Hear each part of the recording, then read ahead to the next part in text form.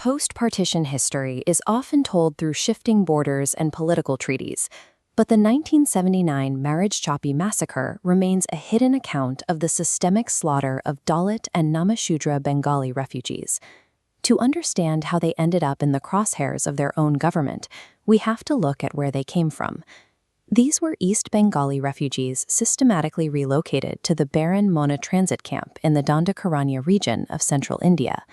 This landscape is where they were forced to survive. The government dropped landless farmers onto hard mineral mines and sun-cracked soil. The water table sat hundreds of feet deep, requiring heavy machinery and hours in line just to pump a few buckets of water. Desperation set in quickly. Children died of thirst under the sun, while survivors foraged for miles to subsist on wild yam and cauliflower stems.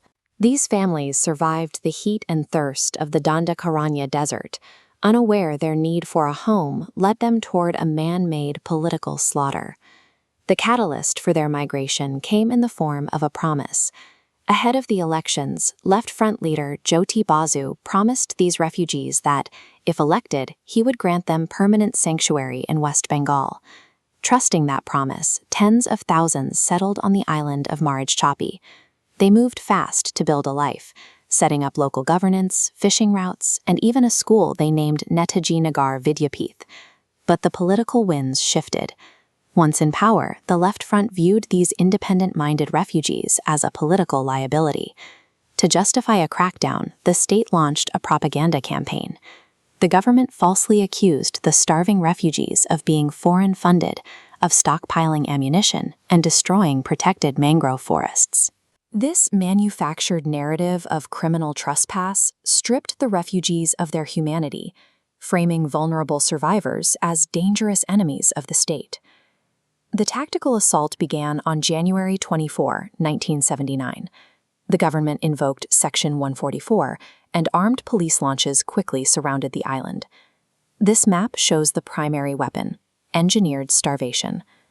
By sealing the perimeter, the state severed all routes for food and water from Kumirimari.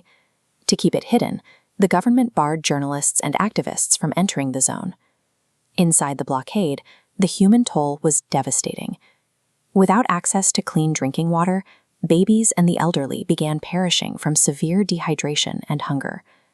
The state weaponized the geography of the Sundarbans, converting a natural island sanctuary into an inescapable open-air prison. The breaking point arrived on January 31st. Driven by days of starvation, a group of unarmed refugees attempted to cross the river to Kumirimari simply to forage for something to eat. The state met them with lethal force. Police opened fire with live ammunition directly into the crowds of starving civilians. The ground casualties were massive. Survivor testimony later revealed that police piled 40 dead bodies into a single local courtyard, gathering the corpses to be secretly disposed of in the dark. On the water, police launches executed similar tactics, deliberately ramming and capsizing fragile refugee boats to drown the commuters.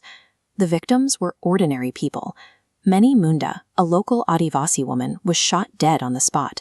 Santosh Sarkar survived the gunfire, but had his leg shot off and was subsequently imprisoned.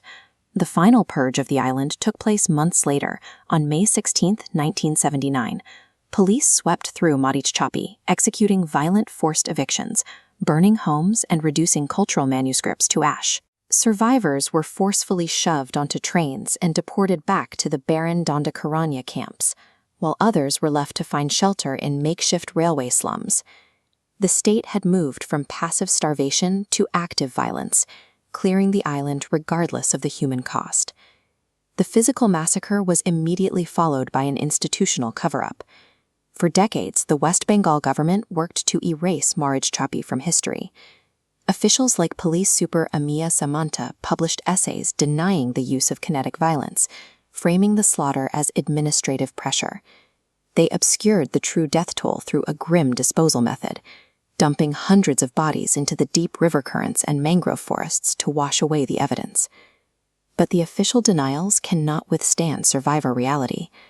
Modern investigations and eyewitness testimonies confirm that hundreds and likely thousands of people died from bullets, drowning, and starvation. Marichjhapi remains a methodical instance of state-sponsored extermination against a marginalized people.